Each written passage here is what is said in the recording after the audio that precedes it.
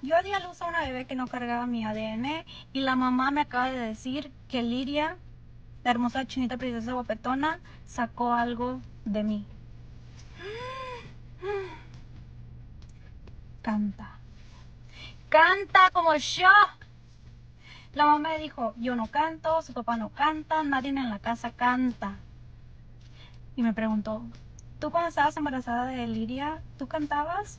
Obvio, cantaba, bailaba, rezongaba, gritaba. Espérate a que esa niña crezca, mi amor, porque te va a decir de todo. Te va a dar su attitude.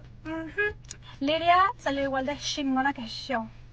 Pero nada parecido a mí, se parecía igualita a su mamá, igualita a su papá. Nada que ver conmigo, no salió ni el color. Nada. Hermosa, parece modelo de esos bebés. Hermosa. Ay, no está chula, pero nada a mí. Nada.